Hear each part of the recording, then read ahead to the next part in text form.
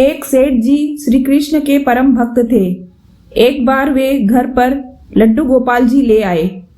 सेठानी से कहने लगे कि इनकी सेवा करना, इनको सुबह शाम भोग लगाना। सेठानी को लड्डू गोपाल की सेवा करना अच्छा नहीं लगता था। उनका मानना था कि मुझे बच्चों की देखभाल से ही समय नहीं मिलता, फिर मैं ठाकुर जी की सेवा कैसे करूं। इसलिए एक दिन उसने लड्डू गोपाल जी को अपने घर के बगीचे में मिट्टी खोदकर दबा दिया और अपने पति को कहा कि लड्डू गोपाल जी चोरी हो गए। सेठ जी को यह जानकर बहुत दुख हुआ, लेकिन ठाकुर जी की इच्छा मानकर मन महसूस कर रह गए। उनके घर में एक माली बगीचे की देखभाल के लिए अक्सर आता था। उसे बगीचे का वह भाग आकर्षित करता जहां सेठानी ने लड्डू गोपाल जी को दबाया था। एक दिन उसने उस भाग को खोदा तो उसमें से लड्डू गोपाल जी मिले। वह भागा भागा सेठानी जी के पास आया और उत्साहित होकर सेठानी को बताने लगा कि देखो, मुझे बगीचे में से लड्डू गोपाल जी मिले हैं। सेठानी ने यह सुनकर उसी समय उसे नौकरी से निकाल दिया और कहा कि अपने लड्डू गोपाल जी को भी लेते जाओ। सेठानी ने आस पड़ोस के घरों में यह बात फैला दी कि यह माली चोर है, इसलिए सभी ने उसे काम से निकाल दिया। सेठानी के मन में यह डर था कि कहीं माली बगीचे में से लड्डू गोपाल मिलने की बात उसके पति को ना बता दे, इसलिए उसने यह सारा षड्यंत्र रचा। माली मायूस होकर घर चला गया और पत्नी को लड्डू गोपाल सौंपकर रोने लगा। पत्नी ने कहा कि क्यों रो रहे हो? यह तो अच्छी बात है कि आप लड्डू गोपाल घर पर लेकर आए हैं। माली ने सारी बात अपनी पत्नी को बताई कि कैसे लड्डू गोपाल के मिलते ही उसकी नौकरी चली गई। इसमें अच्छी बात क्या है? पत्नी ने पति को ढांढस बंधाया और कहा कि ईश्वर पर विश्वास रखो, इसमें भी उन्होंने कुछ अच्छा ही सोच रखा होगा।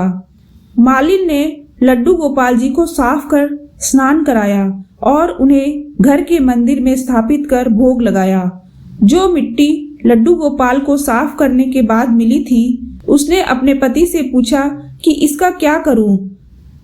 माली ने कहा कि बाहर आंगन में इतनी सारी मिट्टी पड़ी है, उसमें ही फेंक दो। पति ने मिट्टी बाहर पड़े ढेर पर फेंक दी।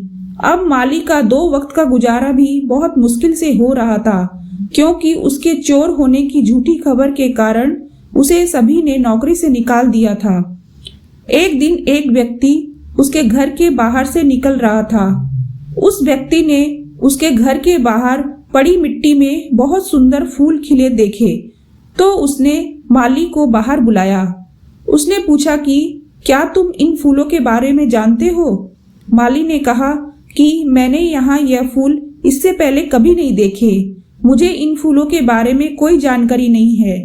उस व्यक्ति ने बताया कि यह एक खास किस्म का फूल है, बाजार में यह फूल बहुत महंगे दाम पर बिकता है।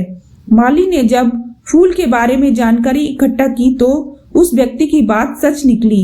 वो फूल खास किस्म के थे और बहुत महंगे दाम पर बिकते थे। अब उसने उन फूलों की खेती बड़े पैमाने पर करनी शुरू कर दी। कुछ ही वर्षों में वह धनवान बन गया।